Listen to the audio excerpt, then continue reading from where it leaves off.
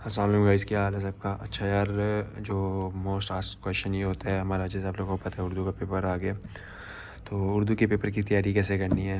तो हमारे पास अभी 3 दिन पड़े हुए हैं, सैटरडे है, संडे, मंडे, 3 दिन पड़े हुए हैं। तो आप लोगों को मैं आपके पास प्लान लेके आया हूँ उर्दू की तैयारी कैसे करनी है। मतलब उर्दू, इंग्लिश और इस्लामियात ऐसे सब्जेक्ट्स होते हैं जिसके अंदर अच्छे मार्क्स स्कोर करके आप लोग अपनी तैयारी अच्छी कर सकते हैं, अपने रिज़ल्ट अच्छा कर सकते हैं। तो लोग कहते हैं उर्दू में क्या पढ़ने की ज़रूरत है, मगर ऐसा नहीं होता। उर्दू में मार्क्स कटते हैं, उर्दू में आप शायरी नहीं लिखेंगे, दिस एंड दैट। मैं आपको पूरा इस वीडियो में गाइड करूँगा।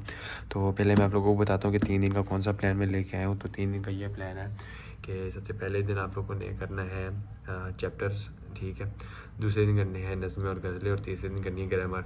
अभी बहुत ज़्यादा बच्चे बोलेंगे कि मतलब जो ग्रामर है उसमें क्या करना होता है, या मतलब ग्रामर तो मुझे तो पता होता है, मगर नज़्में और गज़लें क्यों करें, मतलब क्या करें, वो तो बंदा खुद से भी कर लेता है। चैप्टर क्यों करें, वो तो कॉन्सेप्चुअल होता है। भाई देखो, जब आप लोगों को कोई चीज़ करने ही नहीं आएगी, आप क्या करोगे। मतलब आप लोगों के मार्क्स इसलिए करते हैं कि आप लोग डायरेक्ट जो चीज़ होती है वही उठा के लिख देते हो। कभी भी डायरेक्ट जो पैराग्राफ में लिखा होता है वो सेम टू सेम नहीं उठा के लिखते। ये बात याद रखना मेरी। सिनेरियो अभी यहाँ पे ये भी आ जाता है कि अगर आपसे पूछें अल्लामा मोहम्मद इकबाल कौन थे, वहाँ पे सेम आंसर लिखा हुआ है, सेम आप उठा के इधर लिख दोगे तो क्या फ़ायदा। वो चेकर ने आपको ये क्यों दिया है, मतलब वो चाहता है कि आप उस चीज़ को रीड करो, उसको समझो। तो अभी हम लोग सबसे पहले जाते हैं चैप्टर्स पे। चैप्टर्स में हम लोगों को क्या बोला है, तो हमारे पास चैप्टर्स में ये एक बुक आती है, गाइड कहते हैं इसे। इसे उर्दू में पता नहीं क्या कहते हैं, मगर ये गाइड है। ये हमारे पास है, किसकी है मुझे भी ऑथर का पता नहीं किसकी है, मगर इन्हें गाइड अच्छी है। इसको अभी हम लोग, मैं आपको बताता हूँ इसमें ना क्या सीन है क्या नहीं है। ये नगारिश उर्दू है, ठीक है, ये वाली गाइड है। इसके अंदर हमारे पास आ जाता है, ये आगे फ़हरिस्त इसबाक, ठीक है। ये हमारे पास कितने इसबाक आ गए, 10 इसबाक हैं। तो 10 इसबाक में से, ठीक है, आप लोगों ने कोई से भी, मतलब इसमें इन्होंने क्या किया हुआ है, इन्होंने यहाँ पे ये देखें, ये छोटा सा पैराग्राफ दिया हुआ है, पहला पैराग्राफ लिया हुआ है इन्होंने। उसके बाद इन्होंने उसके अंदर से 3-4 सवाल लिए हैं, उसके अंदर से बना के इन्होंने इसमें तो मतलब सेम सेम आंसर यहाँ से उठा के लिखा हुआ है, मगर आप लोग इसको थोड़ा सा चेंज करके मॉडिफाई करके लिख सकते हैं। अभी ये सवाल जो आप, मतलब आप इसको पहले दिन में, मतलब आप, मेरे से मुराद ये है कि आप लोग हर एक पैराग्राफ को रीड करें। मतलब कुछ पैराग्राफ ऐसे होते हैं जो मुश्किल होते हैं, समझ नहीं आती, और उसका जैसे पीछे से लिंक भी होता है, मगर लोग, मतलब उसको बच्चे इग्नोर कर देते हैं। मगर इग्नोर नहीं करना, तो आप लोग इसको रीड करें अच्छे से, मतलब एक बार इसको रीड करें। फिर यहाँ पे सवाल लिखा हुआ है, तो उस सवाल को पढ़ें। सवाल पढ़ने के बाद आप उसको ट्राई करें कि ख़ुद से आप उसको सॉल्व करें। अगर आपसे खुद से सॉल्व नहीं हो रहा तो आप उसको यहाँ से रीड करें, और आपको पता आइडिया हो जाएगा कि आप, मतलब कितना फ़र्क है आपके उसमें और जो आंसर है उसके अंदर। तो उसके बाद हमारे पास चैप्टर्स, मतलब इसी तरह भी ये देखें, ये कितने चैप्टर लिखे हैं, 5 सवाल ये लिखे हैं। उसके बाद ये दोबारा से, मतलब इन्होंने पैराग्राफ डाल दिए, ये दोबारा से दूसरा पैराग्राफ डाल दिया। दूसरे पैराग्राफ में भी 5-6 सवाल हैं, ठीक है। फिर दोबारा मश्की सवालात आ गए, मतलब इन्होंने 2 पैराग्राफ लिए हुए हैं, इंपॉर्टेंट, सही है। तो 2 पैराग्राफ इन्होंने सिर्फ लिए हैं। दूसरा चैप्टर आ गया, मश्की सवालात आ गए। मश्की सवालात के बाद इबारत के अंदर से सवालात आ गए, ठीक है। मतलब ये बहुत अच्छी गाइड है, अगर आपके पास है तो ठीक है, नहीं भी है तो आप लोग अपना बुक से मतलब ट्राई कर सकते हैं, और पास पेपर से ट्राई कर सकते हैं, क्योंकि पैटर्न सेम ही रहता है। और ये हमारे पास आ गया, ठीक है, ये सारा, मतलब ये इसके अंदर ग्रामर भी है थोड़ी बहुत, और ये, और साथ में हमारे पास आ गया ये नया कानून, मतलब चैप्टर्स, मतलब सेकंड चैप्टर आ गया। मतलब ये हमारे 3 पेजेस नहीं हुए। अगर आप लोग इसको पढ़ने बैठेंगे 10 चैप्टर, आपको 2 घंटे लगेंगे करने के लिए, तो आपके पास पूरा दिन होगा फिर भी। तो फिर आप थोड़ा थोड़ा मतलब कर सकते हैं। तो तशरीह के लिए भी आते हैं, इसमें से तशरीह के लिए आते हैं कि आपको एक पैराग्राफ दिया होता है, आपको उसकी तशरीह लिखनी होती है। तो मेरी बात याद रखें, आपने इसकी समरी नहीं लिखनी होती है, आपने इसकी तशरीह लिखनी होती है। तशरीह में मतलब आपने उसको एक्सप्लेन करना है, और इसमें ये नहीं कहते, डायरेक्ट नहीं कहते, थर्ड पॉइंट ऑफ व्यू से बात करते हैं।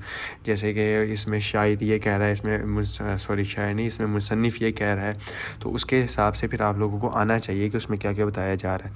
और एक और भी जो चीज़ मोस्ट इंपॉर्टेंट एक चीज़ ये भी आ जाती है कि आप लोगों को उसमें शेर भी डालने चाहिए, ठीक है। मैं आपको बताऊंगा कि शेर आप बिना याद किए कैसे डाल सकते हो।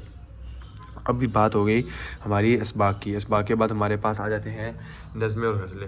आप लोगों के पास जो पहला दिन होगा ना, जो पहला दिन होगा वो आपके पास 2-3 घंटे आप सिर्फ पढ़ोगे ना उर्दू, तब भी चलेगा। बाकी आप लोग को अगर मैथ्स, कोई बायोलॉजी, कोई भी मतलब और सब्जेक्ट करना है, आप लोग उसको भी कर सकते हो साथ में। उसको 2-3 घंटे दे दो इसबाक को, बाकी आप लोग कर लो। लोग कहते बच्चे मतलब सीरियस नहीं लेते उर्दू को, उर्दू बहुत ही सीरियस सब्जेक्ट है।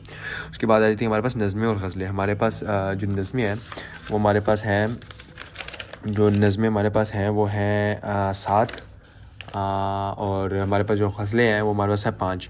7-5 कितना होता है, 12 नज़में और गज़लें मिला के 12 हैं।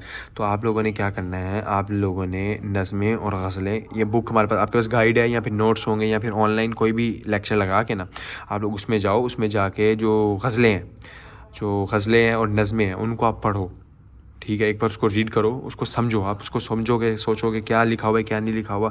उसके बाद उसके नीचे तशरीह लिखी होती है, उसको तशरीह को पढ़ो। तशरीह पढ़ोगे तो आपको आइडिया हो जाएगा कि आपने किस पॉइंट ऑफ व्यू से आपने उसकी तशरीह लिखनी है। बच्चे क्या करते हैं, बच्चों को आइडिया नहीं होता, बच्चे 10 15 20 मिनट सोचने में लगा देते हैं कि हम इसकी तशरीह कैसे स्टार्ट करें, किस तरह लिखें, किस तरह ख़त्म करें, किस तरह अख्तिताम करें। तो इसमें बच्चों का बहुत टाइम वेस्ट होता है। मतलब टाइम वेस्ट के हिसाब से ये कि उनके सवाल जवाब रह जाते हैं, उनका फ़लाँ चीज़ रह जाती है, फिर वो रिग्रेट करते हैं कि यार, मतलब रिग्रेट से बेहतर है कि आप पहले काम कर लो।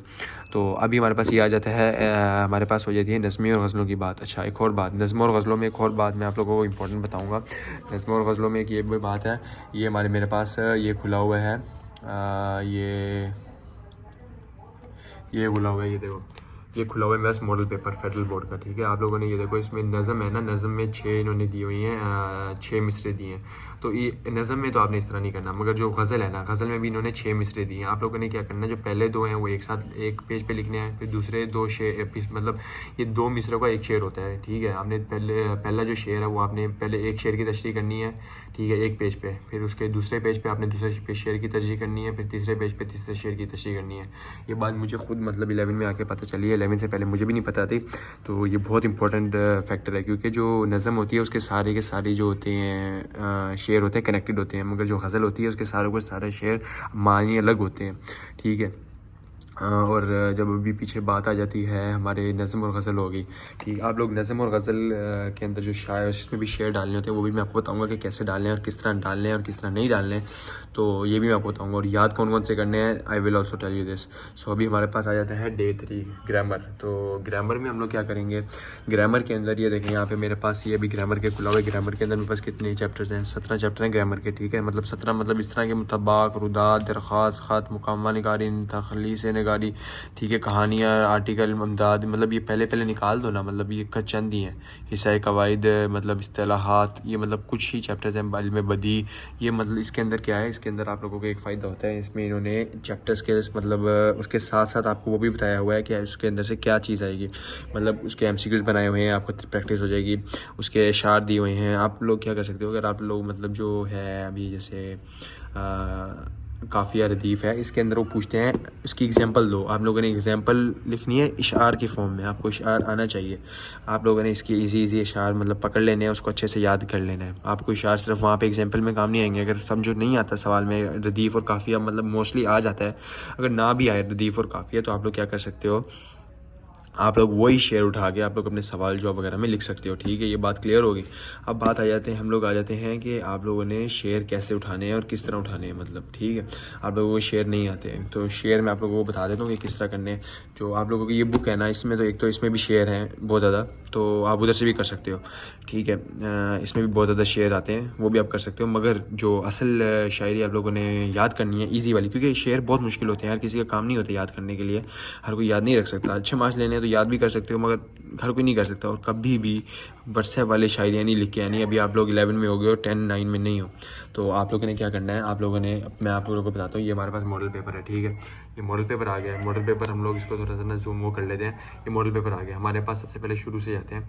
तो शुरू में हम लोग देखो, यहाँ पे हमारे पास ये 2 मिनट, इसको मैं ना थोड़ा जूम आउट करता हूँ फिर, ताकि आपको ना क्लियर दिखे। ये देखो हमारे पास सबसे पहले आ गया हिस्सा 2, ठीक है। इसके अंदर हमारे पास आ गया सबसे पहले इबारत पढ़ें और आखिरी सवाल। ये तो मतलब ईजी है, ये आप लोगों ने प्रैक्टिस जैसे मैंने आपको बताई है वैसे आप कर लेंगे तो ये आपके लिए ईजी हो जाएगा।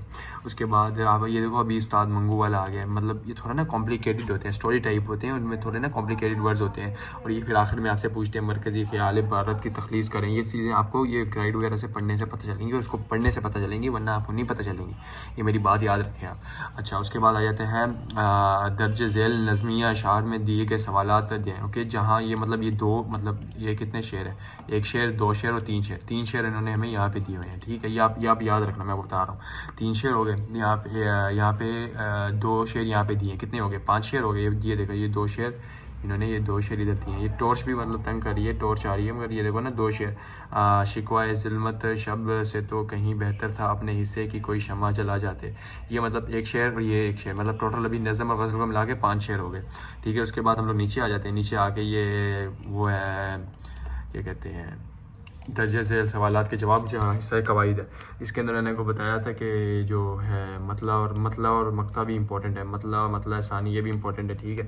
ये भी मतलब आपको कोई भी बोलेंगे शेर के पहले 2 मिसरे लिखे तो वो भी इंपॉर्टेंट आता है। तो इसके बाद हमारे पास आ जाता है यहाँ पे ये हमारे पास एक पैराग्राफ की तशरीह आ जाती है, ठीक है। ये भी आसान होगी आप लोगों के लिए। पीछे आ जाते हैं दर्जे झेल नज़मिया शेर की तशरीह करें। इसमें देखो एक शेर आ गया, दूसरा शेर आ गया, तीसरा शेर, 3 शेर यहाँ पे हो गए। 5 और 3 कितने हो गए?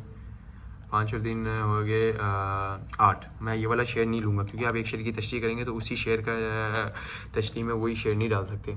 तो यहाँ से हम लोगों ने उठा लिया ये, मतलब एक हम लोगों ने छोड़ दिया। अगर आप ये करेंगे तो आप यहाँ से उठा सकते हैं। मतलब मैं ये नहीं कहता कि आपने ये करनी है तो यहीं से उठाना है, मतलब आप यहाँ से भी उठा सकते हैं अगर इससे रिलेटेशन इसका आ रहा है। ओके, यहाँ पे क्या लिखा हुआ है? खुदा करे कि मेरी अर्ज़ पाक पर उतरे, अर्ज़ पाक पर उतरे वो फ़ैसला गुल जिसे अंदेशा ज़वाल ना हो।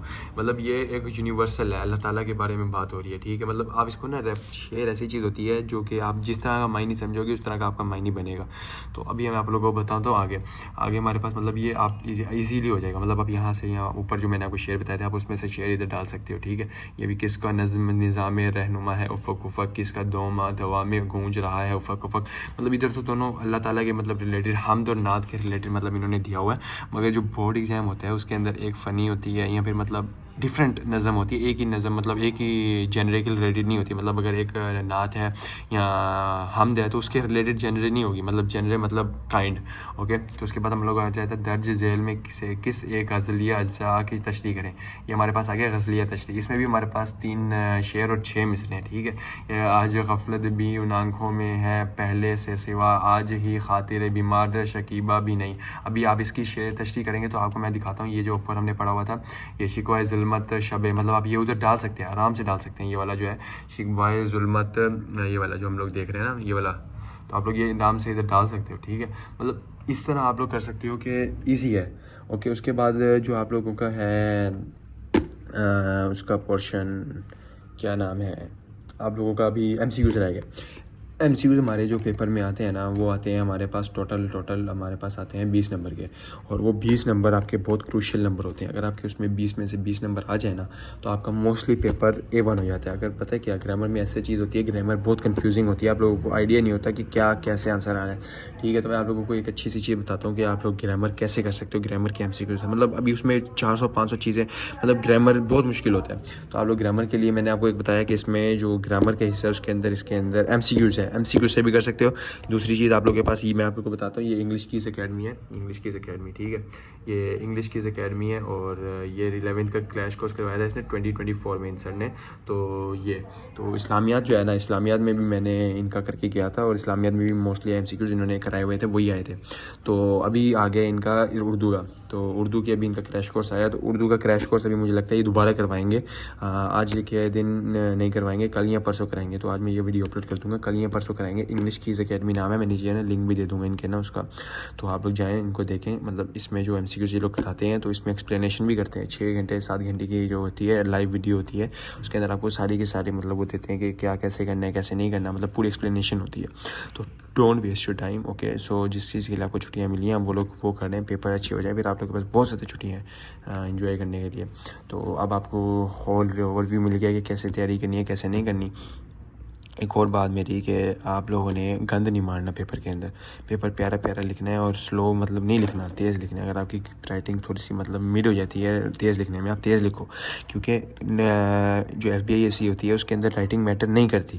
राइटिंग मैटर पता है कब करती है? राइटिंग मैटर थोड़ा सा करती है, मतलब जो दिल को भा जाए, मतलब इस तरह नहीं कि आप लोग पूरी खुशखती लिखो, मतलब आप नॉर्मल राइटिंग लिखो जिस तरह सबको समझ आ जाए। अगर आप लोग तेज़ राइटिंग में अच्छा लिख सकते हो लिखो, नो प्रॉब्लम। मगर अगर आपकी लिखने से स्लो हो जाती है, मैंने बहुत ज़्यादा बच्चे देखे जो पहला तीसरा चौथा पेज खुश खत से लिखते हैं, सवाल जवाब तशरीह खुश खत से लिखते हैं। बाकी जो बाइट होती है, जो ज़्यादा मार्क्स की चीज़ें होती हैं, उसको गंद मार देते हैं। वो गंद नहीं मारना।